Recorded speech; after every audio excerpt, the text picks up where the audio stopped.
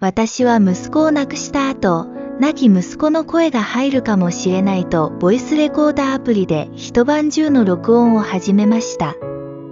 そして嬉しいことに複数回にわたって亡き息子の声を録音することができました。こちらのチャンネルではそれら実際の録音音声をご紹介しています。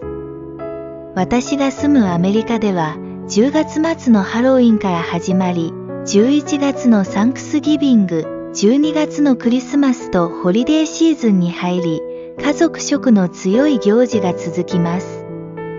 毎年のことですが、この頃になるとスーパーなどお店に行くたびにはしゃいでいる楽しげな家族連れの姿が目につき、一人息子を亡くしている私はつい気持ちが沈んでしまいます。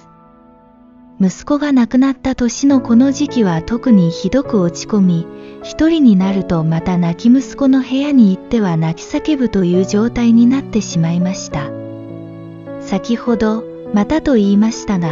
過去にも同じ状況になったことがあります。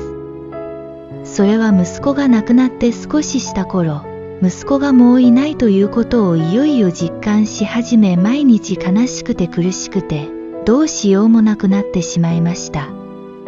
そしてとうとう、夫が仕事に出かけて一人になると、息子の部屋に行っては泣き叫んだり、自分の頭や頬を自分で殴ったりという行動をとるようになりました。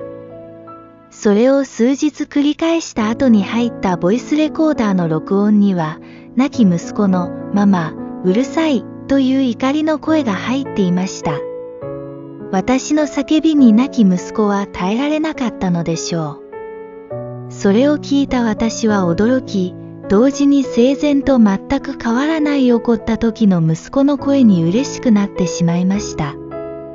そして、息子に申し訳なくなり泣き叫ぶという行為をやめることができました。その時の音声は、こちらの動画でご紹介しています。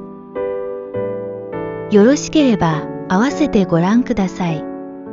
さて、ホリデーシーズン到来でまた深い悲しみに沈み、亡き息子の部屋に行っては泣き叫ぶという行為を再び始めた私ですが、正直に言うと前回のこともあって、また息子が何か言ってくれるのではという期待も少しありました。そして私の期待通り、亡き息子はまたボイスレコーダーに声を残してくれました。その音声がこちらです。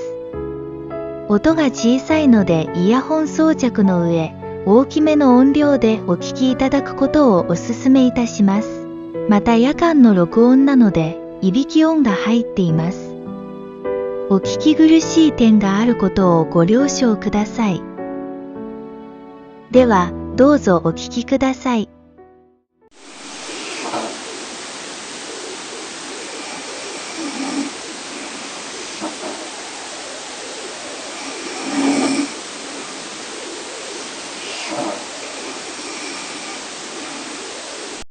もう一度。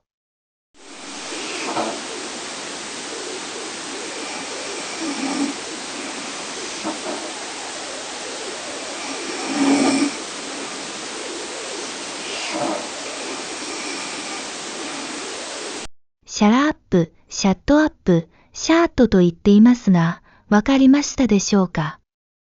もう一度お聞きください。